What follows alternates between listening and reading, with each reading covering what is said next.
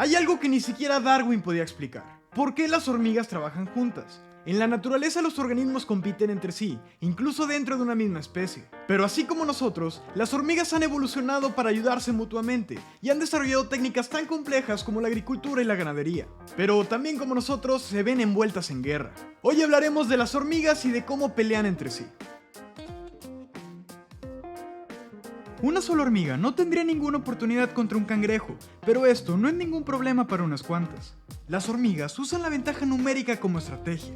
No importa si algunas mueren en el proceso, porque mientras la comida llegue al hormiguero, le dará de comer a muchas hormigas más. Pero ¿por qué les importa más su colonia que su propia vida? ¿Y qué es lo que mantiene a todas en perfecta sincronía sin siquiera tener que hablar? Pues no es la reina la que da las órdenes, ni tampoco es algún tipo de líder. Su único labor es el de poner huevos. Las demás hormigas la defienden porque son todas iguales genéticamente y los huevos que pone la reina llevan los mismos genes que ellas. Es como si todas las hormigas fueran clones. Por eso no les importa morir por la colonia, porque mientras ésta sobreviva, sus genes tienen la posibilidad de llegar a la siguiente generación. Esto les permite alcanzar niveles increíbles de coordinación, logrando cosas que ni los humanos hemos logrado conseguir, como hacer que el comunismo funcione. Al no tener entendimiento de la individualidad, no pueden rebelarse o decidir qué hacer, simplemente hacen lo que necesite el hormiguero. ¿Y cómo saben qué necesita el hormiguero? Bueno, a través de las feromonas. Hay diferentes tipos, y las antenas de las hormigas son muy buenas para recordar a cada uno de ellos. Cada colonia tiene sus propias feromonas, y pueden usarlas para distinguir a los miembros del hormiguero. Si una hormiga encuentra comida, producirá feromonas para avisarle a las demás, y estas las seguirán. Lo mismo si encuentran peligro, si necesitan hacer túneles, o si las larvas tienen hambre. Las feromonas son prácticamente su propio lenguaje.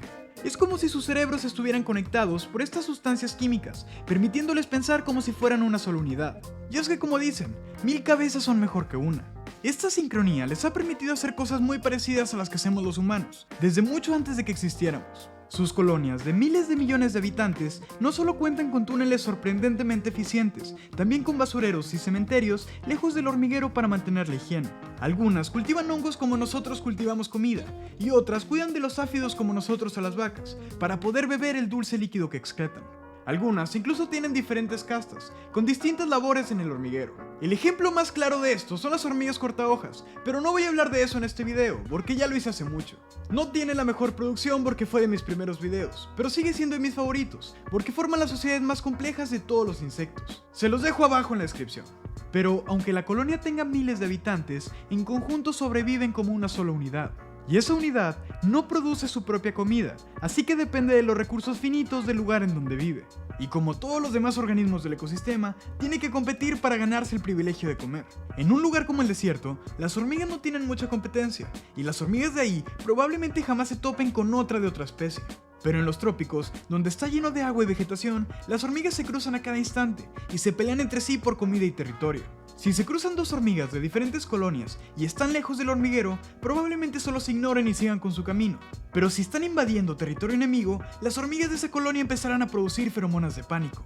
Estas feromonas harán que los soldados salgan a la línea de guerra. Estos intentarán arrancarle la cabeza a los invasores, mientras las hormigas más pequeñas les ayudan sujetando las extremidades. Otras hormigas se enfocan en bloquear las entradas de la colonia, y algunas especies, como las del género cefalotes, lo hacen con su propia cabeza. Y normal que lo arriesguen todo para proteger al hormiguero, porque si los intrusos logran entrar, se acabó todo. Irán directo a por la reina, y devorarán miles y miles de sus larvas, los bebés de la colonia. Incluso si la reina sobrevive, es extremadamente difícil que una colonia se recupere de un golpe así.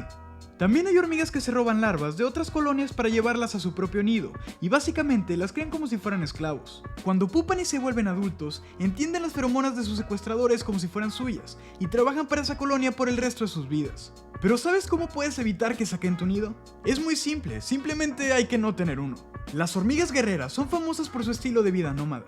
Sus colonias son relativamente pequeñas, pero todos sus integrantes siempre se mueven juntos, como una sola unidad. Aprovechan esto para alimentarse de todo lo que se cruce por su camino. Son especialmente buenas para atacar a otras hormigas, porque al estar todas juntas, no les da tiempo a las colonias de reaccionar y proteger su nido a tiempo. Pero curiosamente, si encuentran otro grupo de hormigas guerreras, simplemente se ignoran y hacen como si nada hubiera pasado. Las hormigas evolucionaron para competir entre sí mismas, pero no siempre fue así. Las primeras hormigas aparecieron en el Cretácico y su mayor preocupación no eran los artrópodos, sino los dinosaurios. Esto les hizo desarrollar un aguijón con un veneno muy potente, el cual les permitió ahuyentar a los gigantes reptiles. Pero luego cayó un pedazo de roca gigante del cielo y los dinosaurios dejaron de ser un problema. De pronto el aguijón de las hormigas dejó de ser tan útil, porque si bien es muy efectivo contra animales grandes, es un desperdicio usar un veneno tan potente contra otros insectos. Con el tiempo, los artrópodos fueron diversificándose, y también lo hizo su armamento. Si bien algunas hormigas mantuvieron el aguijón, como las famosas hormigas bala, otras se deshicieron de él pero manteniendo el veneno. Como estas, que son capaces de rociarlo directamente a sus oponentes, sin tener que inyectarlo. El componente activo de esta sustancia es el ácido fórmico, capaz de derretir o ablandar los exoesqueletos de otros insectos.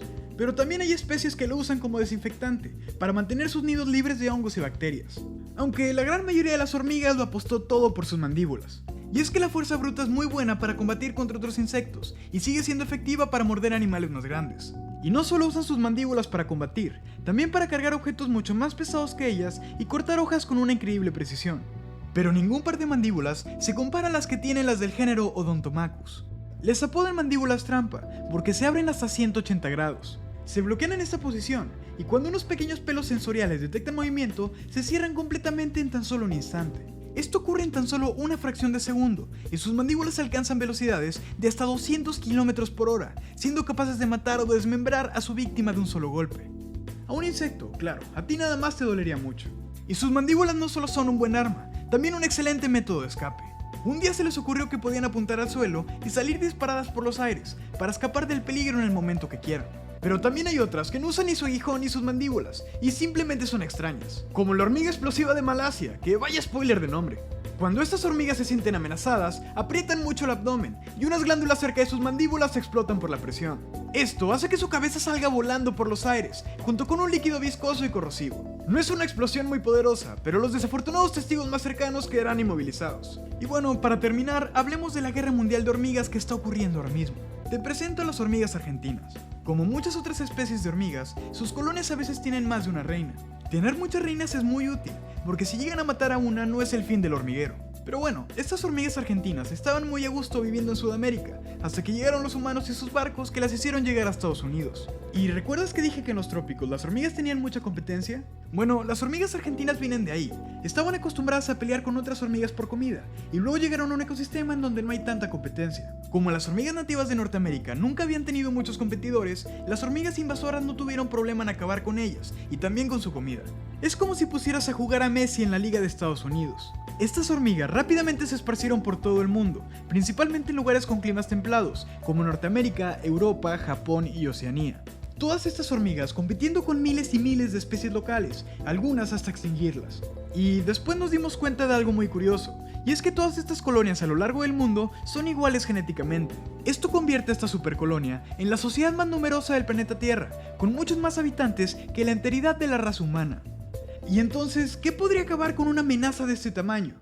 Pues quizás la amenaza misma. Esta supercolonia se está volviendo tan grande que los miembros empiezan a tener problemas diferenciando quién es parte de ella y quién no, lo cual ha hecho que las colonias se fragmenten y se peleen entre ellas. Aunque tristemente, esta guerra ya ha causado daños enormes e irreparables para la fauna local de muchos países. Por ejemplo, se ha visto un declive en la población de lagartos cornudos en California, esos que disparan sangre por los ojos, ya que se alimentan de muchas especies locales de hormigas que fueron desplazadas por las hormigas invasoras. Por eso es tan importante no liberar especies en ecosistemas que no correspondan. Antes de dejar libre a cualquier animal, ya sea silvestre o alguna mascota, siempre consúltalo primero con un biólogo de confianza. En fin, las guerras de las hormigas nos recuerdan mucho a las de los humanos. La diferencia es que ellas pelean para preservar su especie y nosotros por el petróleo. La guerra nunca cambia, pero sí lo hacen sus participantes, y así como nosotros usamos fusiles y bombas para combatir, las hormigas lo hicieron con sus mandíbulas y aguijón. Pero no hay ningún arma que sea tan fuerte como trabajar juntos por un bien común. Déjame en los comentarios lo que piensas al respecto. Por mi parte eso es todo por hoy. Si te gustó el video, aquí te dejo otro que te podría interesar, y considera suscribirte si no lo has hecho todavía.